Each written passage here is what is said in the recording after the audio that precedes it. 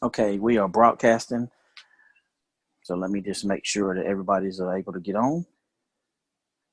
We do have people coming on. Welcome, team. This is the Team Genesis Zoom training call we do every Saturday, 11 a.m. Eastern Standard Time. And boy, do we have a treat this morning. We have someone that's going to come forth and make sure that our CTFO business is tight and right. For those of you that were at the gala, you know who this lady is, but I'm not going to steal the thunder.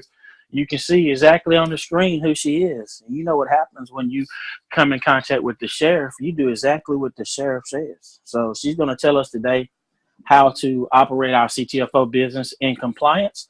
Very important for each and every one of us. So we won't do things that are detrimental to our business, and more importantly, the goose that lays the golden egg, as Stuart says. So we got a great training call.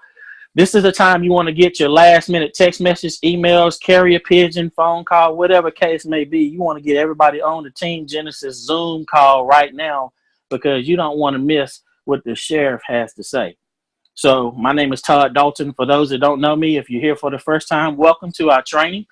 We do this to help you out, not only you, but us in our CTFO business. So we're going to get started here in about 60 seconds. We want to give everyone ample time to get on the call. We usually like to keep these calls to 30 minutes, but I think this is one of those calls we don't want to rush because we want to go out and do our business in the right way the first time. So I'm going to give it about another minute for everyone to get on the line, and then we're going to get started. But I'm definitely excited to hear what this young lady has to say today. I had the privilege of meeting her at the gala. She's just a bubbly talent that we were blessed to have here at CTFO. She's a God-fearing woman, has an amazing testimony, amazing family, and so we're just truly honored and blessed to have her on the call today. So about 30 more seconds, ladies and gentlemen, and then we're going to go live so we can go and grow with CTFO. I see the lines are getting full. This is really amazing on a Saturday morning, ladies and gentlemen. This is what we do. And this is why we go to a whole nother level here with Team Genesis. So without further ado, let me set the call up, ladies and gentlemen. Hold on one second. Looks like the call was already recording. So welcome to the Team Genesis call, ladies and gentlemen. My name is Todd Dalton. You're on the Team Genesis training call. We do every Saturday morning, 11 a.m. Eastern Standard Time. No need for any formalities and introductions today. We're all family. I do ask you to get something to write with and to write on, because I always like to say to think is to put it in ink. You definitely don't want to miss anything the sheriff has to say today. So without further ado, let me turn it over to Janet Larson-Meyer so we can get this great training call kicked off. If you're there, Janet, let's take it away. Thank you, Todd. Good morning, Team Genesis. On behalf of Todd and Klaus and myself, we want to thank you for joining us on today's training webinar. We have a very special guest trainer, Leah Gregory, the sheriff and communications specialist here at CTFO. Leah was hired as our general manager in February of this year, and she and her family relocated to Vacaville, California to begin her new career with us. With years of experience in marketing and branding, Leah has proven to be a tremendous asset to our company. Recently, Leah was given additional responsibilities here, including overseeing our compliance department. She's trained to perform her duties related to this new role by one of the top compliance agents in the country. Today, Leah is leading the compliance and communications departments. Her contribution to CTFO directly and positively impacts you and me, everyone on this webinar this morning. Without further ado, I want to introduce to you our very special guest, Leah Gregory. Leah, thank you for being with us and facilitating this training on compliance. Thank you, both Janet and Todd. Thank you so much for having me here. I'm so excited to be here. I'm looking forward to just kind of getting the message out about compliance, and just thank you for the opportunity. Well, let's jump right in and talk about why this is an important topic to not only cover, but adhere to, Leah.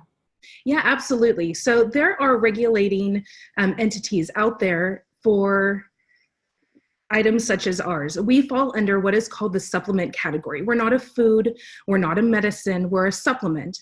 And the FDA and the FTC both exist as regulatory entities to make sure the things that supplements especially claim actually fall in line with what is allowable. We don't want to make any medical claims, so it doesn't fall under the medicine category, but it also makes, they want to make sure that what we're putting in our bodies is safe. What are some of the more common infractions that you see coming out of the field? Absolutely. All the time. The one thing that I see the most is people making medical claims. It happens a lot easier than most people realize.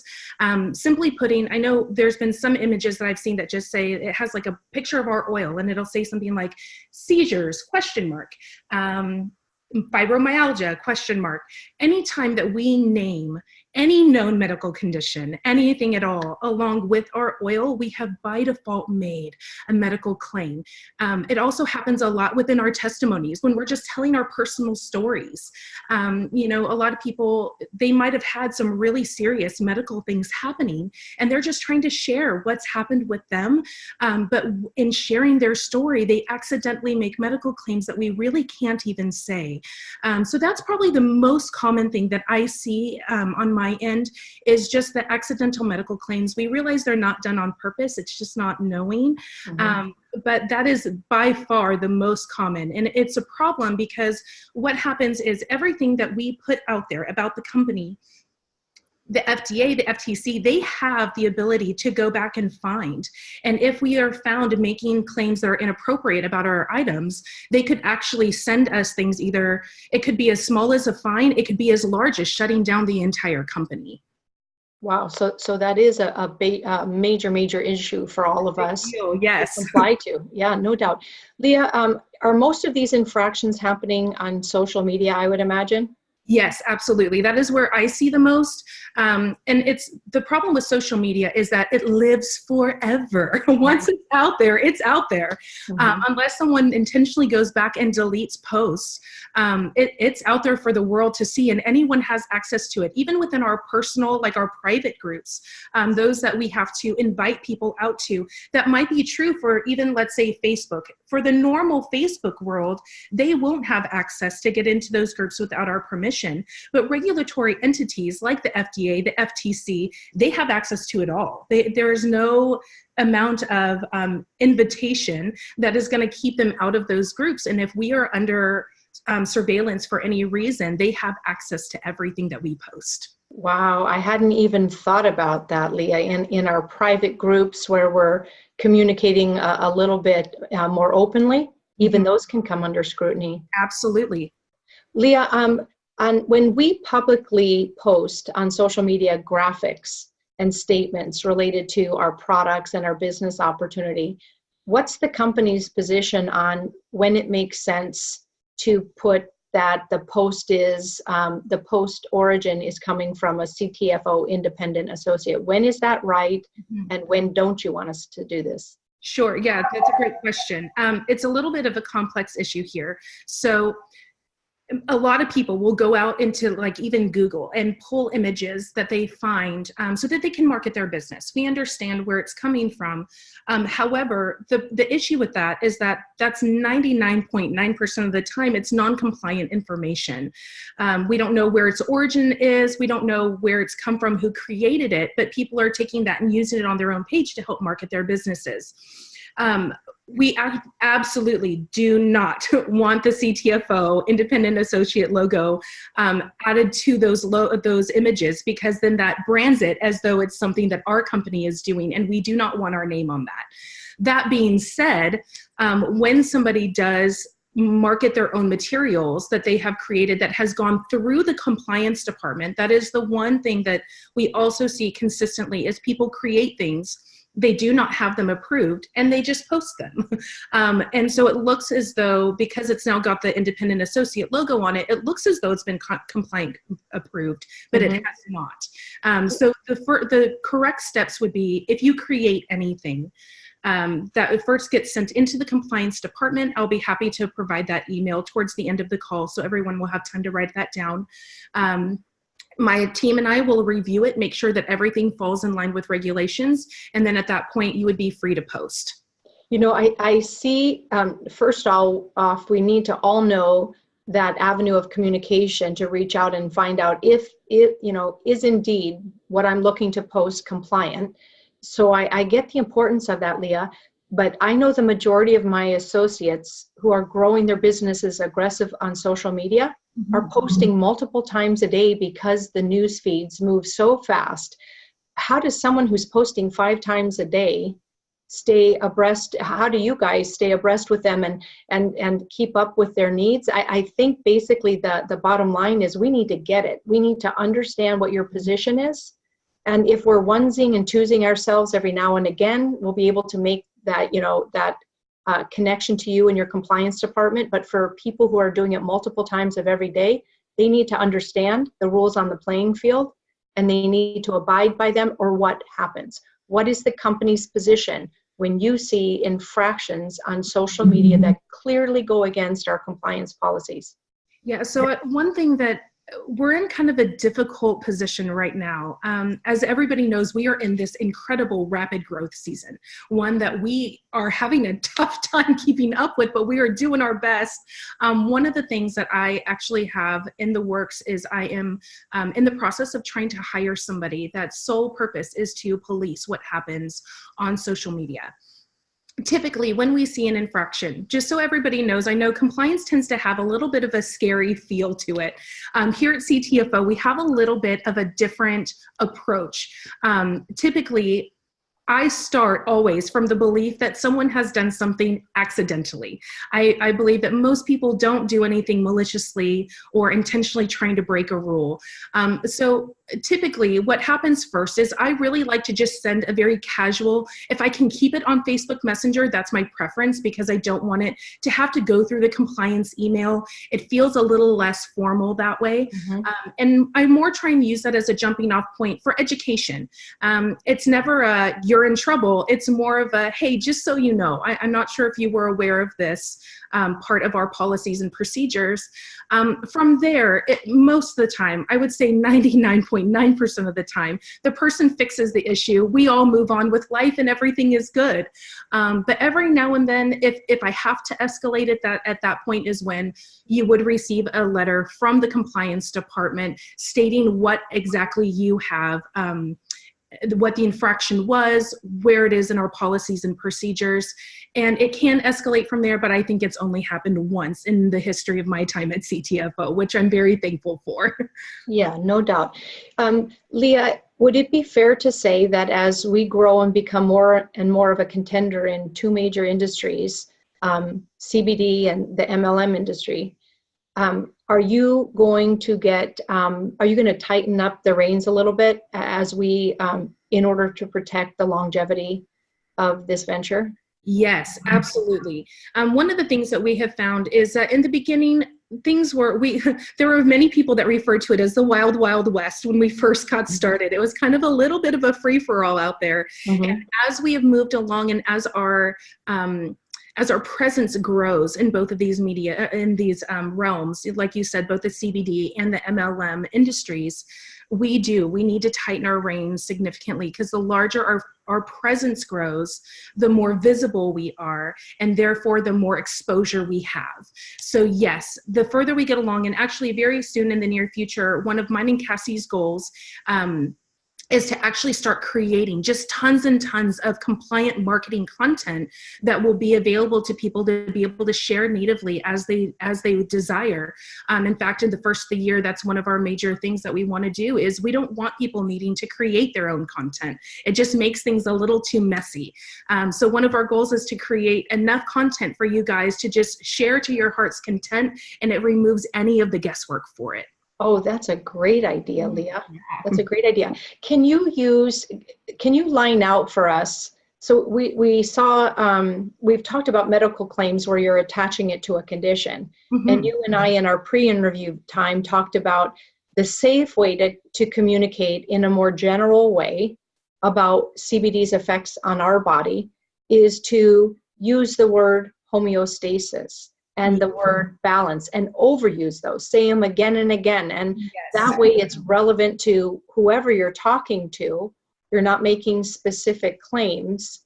But what are your thoughts on that? Tell us what a post might sound like that's compliant. What does that sound like? So what we are allowed are called structure function claims. That means they don't change the structure or the function of any part of the body. So while we can't say it treats, it heals, it cures, we can't say any of that. But what we can say is things like, let's say the issue that a person is dealing with is diabetes, for example. While we can't say it's going to help your diabetes, what we can say is that it helps maintain healthy blood sugar levels. That is one of the things that CBD actually has been proven to do. There are studies actually supporting that. And anything that there are studies that are showing like relevant medical information regarding that is something that we can say. We can say that it's full of antioxidants, which is absolutely true. It helps the regeneration of healthy cells. All of those things are absolutely true. There is actually, in your back office, everybody's back office library, there is something called a medical claim avoidance form. And that will line out, if you're trying to explain a specific condition that you're dealing with or that you want to address within a specific post, there is a way that it is rephrased that we can say it and have it be safe and have it be compliant without using any specific medical conditions. Can I give you an example, Leah, and you clean up my language? Absolutely. So if I'm doing a webinar and I talk about the unbelievable benefits that a 1 ounce bottle of oil has brought to me personally, and which has helped dramatically reduce my pain, my inflammation, it's allowed me to focus and function better in completing tasks. It's broken my addiction to sugar, and it's allowed me to sleep and move past torturous insomnia. So all of those things are no-nos, right? Not all of them. Pain is generalized enough that as long as we don't say the word chronic pain, pain is safe. Inflammation is kind of a gray area. I would say we've used it. There are certain products, especially like, say, for example, our deep healing emu cream. Emu oil has been proven to have natural anti-inflammatory properties. So there is a measure of that we can kind of say. I just wouldn't overexpose it, if that makes sense. Really, everything that you just said really isn't too bad, other than the insomnia. We can say sleeplessness or trouble sleeping. Anything that feels like an ongoing diagnosable condition, that's where lines get drawn, is at that place. What about addictions? Can we use the word that it's broken an addiction, or would you prefer overuse over time, or what would be the proper way to say that? Yes, I've used the proper way to say that one, honestly, especially in the realm of, I know originally you were talking about like an addiction to sugar. While yes, sugar does have many harsh effects on our body, it's not going to be the same as someone who says like an addiction to opioids. Right. That crosses a big line, mostly because then we have now we've taken CBD and we've replaced a medication, making it equal to a medication. Sugar, again, an addiction to sugar, that would be kind of a gray area to me. I know it's not clear lines, and I apologize for that. It makes it a little confusing. But what the FDA is really after, what the FTC is really after, are blatant medical claims. When we say that CBD oil is going to heal cancer, those are the things that they're really looking out for. They're the major infractions. The other ones that are kind of gray areas, I don't know that we would ever really hear about. But if we can avoid them to the degree that we can, it's probably a smart idea. Okay, so then when we're talking about how it's helped me with my ADHD, I instead could say it's allowed me to focus and complete tasks from start to finish better than I've ever been able to do, would be a preferred way, right? 100% yes. Okay, Leah, we've talked about medical claims, and that makes me think of, what about income claims? When people ask me, how much money do you make, Janet? Privately, I don't mind whispering to someone because it's pretty good. Yeah. I'm happy to say, but many of us want to puff out our chest and let people know, hey, this is really working. I'm really doing it here. what is the company's position on us stating income claims? Mm-hmm. So one of the things I also want to clarify, because yes, you're absolutely right. It is an income claim. A lot of people will even talk about your free CTFO business. We really have to market it as an income opportunity, not a business. Business comes with a certain measure of expected revenue that comes along with it. Where an income opportunity, we really want people to understand that you only get paid for what you put into it. I've seen people make statements like, all you have to do is just sign people up. And it doesn't really work that way. The only way anyone gets paid is if a product is sold. So yes, one of the things we need to be also really careful about is the way we make exaggerated claims is what it's called. We don't quite have enough data for our company just yet to create a median average. Median average, like if we were to take rank by rank, we could say over time, and we will get there, I promise we'll get you these tools. Over time, we would say like a median average in this rank, someone at a VP rank makes X amount of dollars per week. Someone at an SVP rank makes a median average of this kind of income per week. What we don't want to say is become a millionaire in 90 days. I have seen it because that is— What about 120 days? Right. It's just not possible. I mean, maybe in very extreme circumstances, but I have yet to see it happen. Even the top guy in our company that's earning the most isn't making $1 million in 90 days. So right. We want to give people a very realistic expectation. This is not a get-rich-quick scheme. This is something that takes a lot of hard work and dedication, as you know from personal experience. It takes time, it takes energy, it takes a lot of dedication. It can have wonderful rewards, but it's not going to be something that happens quickly or overnight.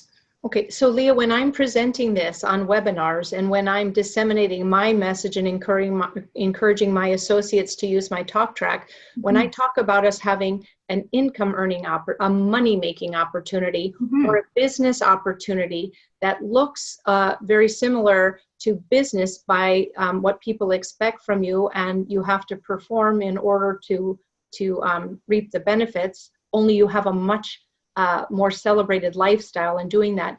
Is that okay because I never, and I don't ever hear my associates treat this like this is a lottery. I'm going to pitch something up to you and something's going to happen.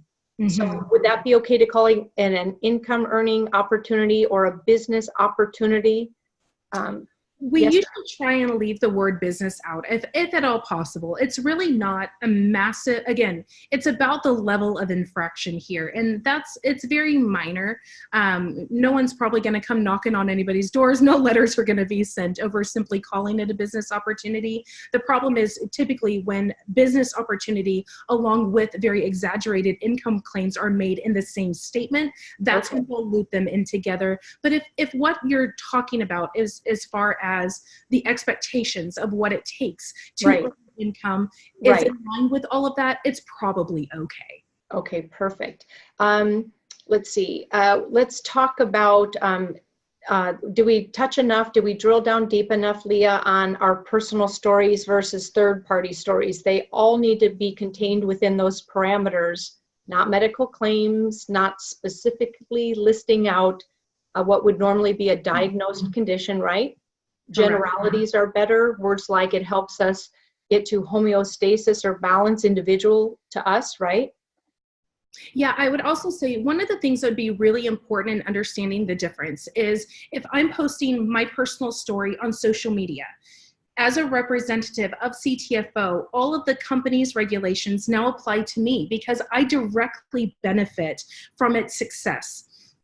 So I know some people have said, I've gotten many questions, even from team leaders, saying that, well, I've told people in their testimonies that it's okay. It is not, unfortunately, especially when going out into a very public forum, because then people see that testimony, they go, oh, that's great. I want to share that. Or I have a friend that's dealing with that, so I want to tag them in this post. The problem with that is, again, it increases exposure. Now, one thing I want to be really clear about is what you share with someone on a one-on-one setting or in a very, very small, like if you're conducting a business, like a small meeting that you're explaining the opportunity to a group of people within a small room or something like that, even at a trade show or something to that, it's like that degree, I would say that sharing your personal story as it actually happened is okay. Because again, we're talking about level of exposure here. Things on social media live forever. What you say on a one-on-one conversation, that once it's said, it's done. So what we really want to control here more than anything is exposure. That's the one thing that I really want to keep in everybody's mind. But Janet, if you and I were having a one-on-one conversation and you wanted to tell me your entire story exactly as it happened, that would be all right. Very good. Leah, I don't like when people tell me what to do. That's why I make a horrible employee and why I'm so a good fit for this industry. So I prefer to be on a playground where there's no rules, anything goes. And I think many, many people would share that with me this morning. But there are rules in place, and we need to kind of halt and stop doing things that we've developed as our new patterns and do a course correction. Because in my 23 years in this industry, Leah, I have seen some unbelievable attacks that have come down on MLM companies, let alone a CBD MLM company, which leaves us wide open. And I'll say with that as we've grown this company into greatness, experiencing explosion like you talked about, beyond what we imagined on the front end, right? Some of our perceived competitors have gotten pretty nasty. And we've never meant to harm anyone. We just wanted to, we set out into this marketplace to be the best. And so we've come right over the top of a couple existing companies. And part of their MO now has become to attack us, right? Absolutely. Yeah, that's absolutely correct. Yes, we have also entered into a field, I would say, that CBD is still making its way into the mainstream populace. Those of us that maybe tend to be a little bit more on, let's call it the crunchy side. We like our natural stuff. We like things that are plant-based. Those of us that are on that side of things might be really a lot more into this like right now, but there's still a lot of stigma out there that we are fighting. And though even our own country has come a very far way in being accepting and talking about this issue, it would not surprise me that in the future, if either the FDA or the FTC ever decided to really crack down on a company, they're probably going to do it hard, and they're probably going to do it to the biggest fish in the pond, making the most splash. Right. That's a great point, Leah. Yeah. Is there anything, I want to tell people these aren't suggestions that CTFO is making. They're requirements, right? Absolutely. Yes, they are. We need to be really clear about that. We kind of started out, like you said, like the Wild West, and it's time to rein this all in. Is there anything that CTFO is requiring of your field of associates that other leaders in network marketing don't require of their associates? Is something unique here? No, not at all. It's the same rules for everybody. It's really the level of freedom that each company allows, but it's dangerous for all. And anyone could get in trouble for the exact same thing. We're not asking anything more than anybody else does. Right.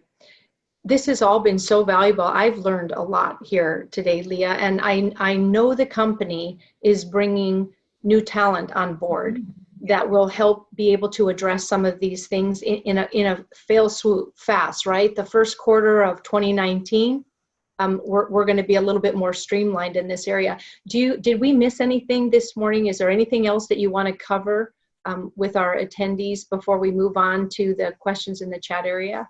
I don't think so. I think that's at least a really great starting point. I'd love to hear what some people's major questions are in case there was anything we didn't cover. Okay, let's get to it. Todd, if you could help facilitate this and let Leah know what you've seen in the chat areas that are subject matters that we haven't covered and that would be of interest to most. Can you do that for us, please? Absolutely. How you doing, Leah? Doing great, Todd. How are you? Doing good, superstar. I'm just going through the questions. A lot of the questions have already been answered. You touched on them. I'm basically going to go and touch on a couple of them, and then if we play the picture pages game. I put up the picture and let me know. But I'm going into the chat room now. A lot of people are asking Leah about, let's say that they were at a a function or whatnot, and they had the terms, but it didn't have CTFO's name even remotely near it or whatnot. Is that something that they would still be out of compliance with if it's just a generic CBD flyer, or do we want to just sort of be on the same page? Because if they're at a show or something like that, how would you address that? Because that is a question that's out here. If they could have like a generic flyer and it didn't have anything referencing CTFO, it was just a CBD flyer. Yeah, so that is a great question, because at one point we were saying that anything that didn't have our company name on it that we would allow. And again, at a trade show, again, we're looking at the level of exposure here. The possibility of someone from the FDA or the FTC regulating what's happening at a trade show is probably rather small, at least at this point.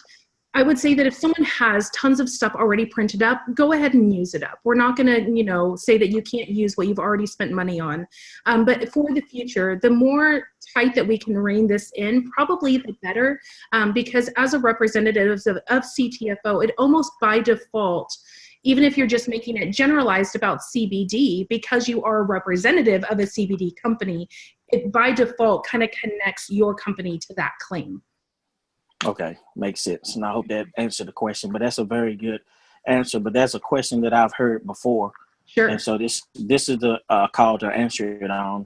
I guess right now, just looking through the general touched upon them, what I'd like to do now is do the word game. Okay. And then we'll do the picture game if that's okay. Yeah. I'm gonna throw out a word and you tell me our alternative, okay? Okay. First one being diabetes. Yeah, so healthy blood sugar levels, maintains, promotes, supports, any of those are okay. Healthy blood sugar levels. Arthritis. Joint pain, I would stick with joint discomfort. When you say pain, that makes it a little too specific. Joint discomfort would be okay. Migraine headache. That's just a no-no. We can't say. Okay. But what can you say bad headache? No, because anytime, okay, so even if you're describing anything that leads you to believe, like when we say tumors, we're not necessarily saying cancer, but you automatically connect the two in your mind. It would be the same with a migraine headache. When we say a bad headache, most people will automatically connect it to a migraine specifically. Okay. Fibromyalgia. Can't say it. Crohn's disease. Oh, you can say AIDS and digestion. Okay. Well, that's good. That's just off the top of my head. Good job, Leah. You the sheriff. So, what I'm gonna do, ladies and gentlemen, I'm gonna put up a picture on the webinar, and Leah's gonna tell us, she's gonna give us a thumbs up or a thumbs down. So, just bear with me, team, as I put up these pictures. We're gonna go through some. So, just bear with me. Let me know if you can see the first picture, Leah. It should be coming up through the screen. Yep, I got it. Okay. So this one would be a thumbs down. A few things I see is migraine pain, rheumatoid arthritis, osteoarthritis, depression. Anxiety is surprisingly okay because everybody experiences feelings of anxiety, but ADHD, bipolar disorder, that's a massive no-no. Those are just some of the things off the top that I just kind of see standing out at me. But yeah, that one would be a massive not okay. Okay, good deal. Let me do another one, team. Bear with me. And all of these are ones that either you sent me, Leah, or I've actually seen out on people's web pages and things. So, what about this one? Ooh, yeah. Okay, so on the surface, it doesn't say anything wrong, right? It doesn't say anything wrong other than just looking for a natural alternative. CBD is a natural alternative, but the imagery suggests we are going to replace a medication with CBD oil, making the two equal to one another. So that's why that one would not be an okay thing to put up. Okay. I think it's important too, Leah, that you said that when, let's say that, because you want the leaders and team leaders and things to let their team members know, we're not out policing, you know, or make you feel bad. This is to protect the goose that lays the golden egg, as Stuart says. And so Absolutely. the more that we get this information out and get the awareness, the better we'll be. So that's why we're doing this, team. So if we happen to send you a little private message or something, and you put up a post inadvertently, and we tell you that, you know, you have to take it down, it's just that we want everybody to be on the same accord. That's all we're saying this morning to having this call. So let me do a couple of more. Isn't this picture page game fun? I like it. All right, let's go to another one here. Here's a blog. Let me know if you can see this. Yeah, you know, actually, I would say this is great. I think that that's all okay to say. I don't see Okay. anything really wrong here. Good. Yep, that looks good. This is a team member's blog, so. That's a good one, Todd. It says a lot without and still stays within the parameters of compliance. I like that one. Absolutely. So Yeah, Pam gets job. a star. Good job, Pam. All right, let's go to a couple more. I think we should let her pick from the treasure box also. Okay, treasure box. Let me see here. This is sort of a redundant one, but let me just see. Yeah, same thing here. The words chronic pain, depression, seizures, and epilepsy, even though seizures and epilepsy is kind of a hard one, because recently, those that kind of follow the medical industry would know that a CBD based medication actually was just released called Epidiolex. I would not recommend it alongside of CBD oil, even though it is a CBD based medication. Just to keep everything really clear and clean. I know it was up on even our own website. In fact, I think it still is on this new one or on our old one. But right now, as Janet and Todd both know, we're actually in the process of beta testing our new website, and we have cleaned all of the seizures and epilepsy type stuff up off our own website. Because again, moving forward, we're trying to kind of tighten and rein it back down a little bit. Okay, perfect. As I go through any more of these, Leah, does anything come to mind that you've seen at corporate that you need to tell us about? Maybe like I've seen the picture of the hemp plant, right? Mm-hmm. And it's, you know, like when we relaunched Canada, they had that out, and then they had some little blurbs down at the bottom. Have you seen anything that pretty much stands out that people shouldn't be putting on their social media pages other than what I'm saying? Yeah, there was one in particular that came across my desk the other day. We had one of our associates actually even created an image that had the Gecko on it, Gecko that way, that said something about, you know, it was kind of inference to the way that they word some of their slogans. And it had a picture of their gecko. Well, that's a trademarked character. And so we actually ended up receiving a letter from Geico letting us know that we are not to use their little guy that they have, their little gecko that they use. So, and I know there was another one sent to me that said something, it had a picture of Elmer Fudd, and it said something about busy hunting something. And again, that's a trademarked character. So anything that is owned by another company, we cannot use. I understand that it creates kind of a connection because it's something that's already familiar, but especially for trademarked items, we can't put our company name on it. We don't have the rights to it. They want to make sure that people don't mistake the Geico lizard for a stoner. Yes. Prudes. Todd, you're muted. I'm sorry. Here's one on the screen. Mm-hmm. What do you think about this one, Leah? Yeah, all of this is part of we understand that when people sign up as associates, even though there is a policies and procedures, it's like a 30-page long document. Mm-hmm. There's a lot to it, but these are all things that are taken right out of our policies and procedures for the company, and this is great. Whoever made this did a really good job. Okay, perfect. Well, I only think I have one more, but Janet, do you have anything to add as I'm picking another photo?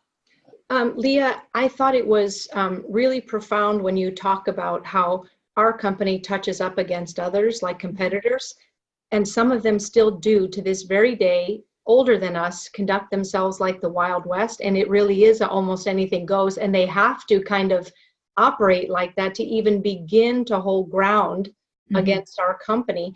And then when regulators come down on them, their investigation will likely expand out to other big businesses, not the little guys, not the contenders, but the ones who are the phoenix bird of the industry, as I call us.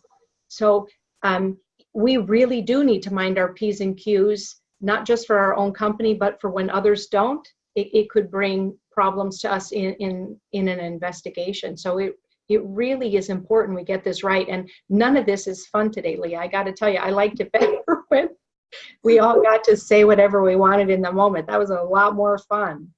Yeah, I get that, but we aren't here to ruin anybody's fun. We love our company. I mean, at the core of it all is we love this company. We've created something really beautiful and unique here.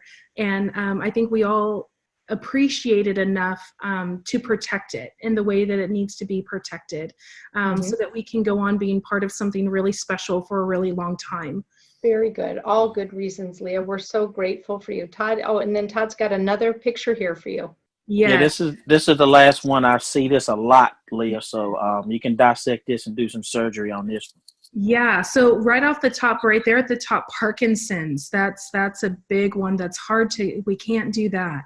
Again, seizures, depression, PTSD. Now that's one that's a little bit hard because again, a diagnosable treatment, but I don't think I would ever, I know that I saw someone else clean it up with, they had a picture of a soldier saying that invisible wounds are real as well, or invisible wounds are real too. I feel like that would be a better way to go about rather than flat out saying PTSD, even though I feel like it's still a little bit in the gray area. I think it's one of those that at least for the time being, we can let it slide. But yes, again, cancer symptoms, cancer treatment, side effects, multiple sclerosis, HIV, none of that is allowable at all. Appetite loss, nausea, those things are okay. A little bit more in the gray area, but not too bad there. I think the thing that we have to keep in mind is that the bigger the claim, like cancer or Crohn's disease or HIV, that's a really big claims. Those are the ones that are going to be the biggest triggers for anyone in a regulatory job that's looking for this kind of stuff. Okay, good deal. Well, let me ask you this question, Leah, for all our graphic design people on the team. If they took this and did our homework based off of what you taught us today, can they take this and sort of take the words that are no-nos and make them into yes words, and then we run it by compliance to make an endocannabinoid system flyer or any other flyer for that matter? Yeah, absolutely. Of course. I mean, it's definitely, it's always a good idea to talk about the endocannabinoid system because it gives great education about why CBD oil works, why it matters, how it operates within our bodies. I would say that anytime that we can really hone in on the education process about why it operates the way it does is always a good idea. Okay. Well, that's all I had with the picture pages. So you did a wonderful job. I'm going to turn it back over to Janet.